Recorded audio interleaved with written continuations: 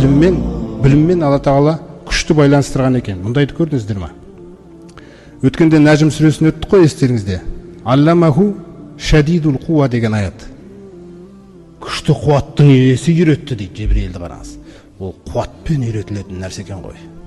Өйткені Құран білім, басқа нәрселер де білімдер. Басқа дүниелеуи білімдер де бар. Бірақ Құран деген бұл хақ білім да. Хақ білімді күштілікпен үйрету керек. Неге? Өйткені ол берілген кезде оны күштілеп ұстау керек. Яхияға кезінде Атала кітапты берген кезде, я Яхия, хузил китаба би қуа. Қараңыздаршы, Атаға қалай бер. Ей Яхия, ұста мына кітапты мықтылап дейді. Мықтылап ұста дейді мынаны. Неге? Бұл хақ қой. Әлемдердің Раббысының сөзі сіздің үйіңізде тұр. Өзіңіз ойлаңызшы, бұдан асқан авторитет бар ма? Біз соны түсіну керекпіз да, біздің жүрегіміз соны да түсіне алмай жатыр оны. Қараңыз. Әлемдердің Раббысының сөзі сіздің үйде тұр. Қараңыз, қандай дәреже сізге беріп қойған Алла Тағала. Жүрек ұқпай жатыр соны. Ана жүрек басқа бір нәрселермен алаңдап үйренген, соны түсінбей жатыр ол әлі. Үйінде кітаптың қандай қадірлі кітап тұрғанын білмей жатыр да. Пайғамбарымыз саллаллаху алейхи айтады. Яджиу яумал қиямати әл-Құрану. Қараңыздар. Ялқа сахибаху. Қиямет күні Құран дейді. Құран. Өзін оқыған адаммен, өзін оқып амал жасаған адамға жолығады дейді. Хина яншаққу ан қабрихи. Қабірінен шыққан бетте алдына келіп жолығады дейді. Фаяқулу атағрифуни. Сен мені танисың ба дейді екен. Қала ма арифук. Өткен біз мынандай нәрсені ғана көргенбіз ғой. Ол сондай бір бүйтіп әбден Құранды қайта-қайта аша бергеннен бір уқаланып қалатын түрі болады ғой. Сондай бейнеде келіп тұр дейді. Риза болып тұр, түсінесіз ба? Сонда жаңағы айтады, мен сені танымадым дейді. Ана сахибукул Құран деп айтады екен. Мен сенің серігің Құранмын ғой. Сен өмір бойы мені құшақтап жүрушен ғой, есіңде ме? Оқып, мен сенің досың, серігіңмін, Құранмын. Қараңыз. Азматука фи нахарика. Есіңде ме? Күндіздері саған ораза ұстатушы едім ғой мен. Қарашы, қалай несіне айтып отыр да. Ва азкарту лайлака. Есіңде ме? Түнде ұйқыдан тұрғызып алушым ғой сені.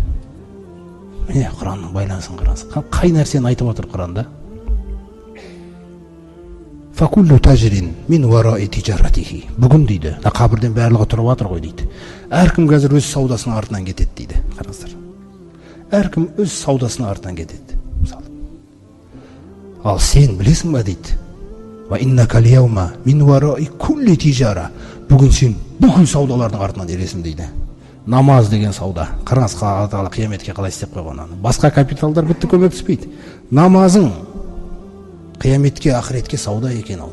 Көрдіңіз бе? Үлкен табыс. Намазың, оразаң, зекетің, ана көршіге қарайласуың, анаңды ешқашан туф демей сыйлауың, әділ болуың, жақсылық жасай беруің, садақа беруің, Құран оқуың. Бәленбай, сен бүгін бүкіл деп жатыр, қараңыздар. Жаңағы мен вараи кулли тижара. Күллі саудалардың соңынан ересің дейді сен. Өйткені сен менің серігім болғансың дейді. Мен саған жағдайды жасауыма көмектесемін дейді бүгін. Бұл керемет нәрсе екен бұл. Бұл Құран келіп, жаңа пайғамбарымыз саллаллаху алейхи айтқандай, Әл-Құрану шафиғун мушаффа дейді. Раббысының құзырында шапағат етеді дейді ол, қараңыз. Болсақ дейді жаңа құлға. Көрдіңіз ба? Жақсылығын асырып, жамандығын жасырып, сосын ол болысқан кезде қиямет күні әрбір болысушының болысуы қабыл етіле бермейді. Ал бұл Құрандыкін пайғамбарымыз саллаллаху алейхи не деп отыр, қараңыз. Әш-шафиғу мушаффа. Бұл шапағат етеді де, бұның шапағаты қабыл етіледі дейді. Екінші нәрсесін қараңыз. Махилун, мен куәмін деп қоймайды дейді ол. Мусаддақун, мен куәмін деген кезде оның сөзі расталады дейді куәсі. Бұл не деген биіктік та бұл, қандай керемет. Міне сондықтан, ей үмбетім деп отыр пайғамбарымыз саллаллаху алейхи мән жаалаху амамаху. Кімде-кім осы Құранды өмірінде алдына қойып осылай жүрсе, міне саудамен жұмыс істеп жатқан кезде саудаң осыған сай болса, әйеліңмен қарым-қатынасың осыған болса, бала тәрбиесінде осыған сай келіп жатса, көршіңмен қарым-қатынасың сай келіп жатса, намазың, бауырыңмен, әр нәрсе кім осылай жүріп өтсе дейді, қодаху илал жанна, бұл Құран осы бетте оны жәннат қалып барады дейді. Ва мен жаалаху холфаху дейді. Қараңыздаршы, ал кімде кім оны қоя тұрайықшы, мына жерде шаруалар бар әлі істеп болатын, артқа қойса, ол арттан қараңыз қандай сөз пайдаланған, сақоху айдап апара жатыр дейді оны. Қайда? Иленнар, тозаққа дейді. Айтты ғой, бұл хақ. Бұл хақты алдыңа қойсаң, сенен беделді адам жоқ. Алла тағаланың алдында беделің зор болады да. Соқтан әрдайым бір істі істейтін кезіңізде, әрдайым бір қарым-қатынаста, мәміледе мына жаққа қарап алу керексіз. Қалай істесін, Раббым риза болады. Міне осы нәрсе сіздің ойыңыз болу керек. Мына кітап сол үшін түскен. Біз бұны өздерің еске алып отырулары үшін жеңілдетіп қойдық дейді. Хәл мин муддакир, тек ұғынатын құлақ болса болды дейді бұған. Ұғынғым кеп тұр, пайдалы нәрсе керек болып тұр деген адам болса болды дейді. Дайын тұр дейді бәрі асылы.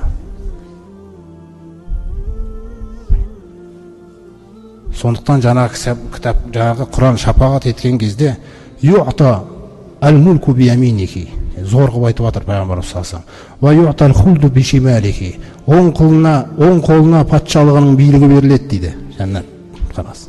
Сол қолына мәңгілік беріледі дейді. Яғни мәңгі жәннат беріледі деген ғой.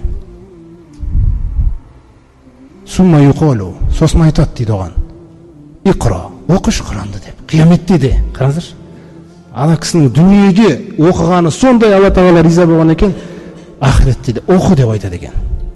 Вараттил кама кунта тураттилу фид дуния. Дүниеде мәнерлеп оқып тұрушың ғой, кәне солай оқыш деп. Сөйтіп оқып бара жатқан кезде көтеріліп бара жатыр дейді жаңағы адам. Фаинна манзилатака инда ахири аятин мака. Сенің дәрежең сенің жадыңда сақталған ең соңғы аятыңның қасында тоқтайды дейді. Сол оқып бара жатқан кезіңде қараңыздар, ва тузаду бикулли аятин хасана.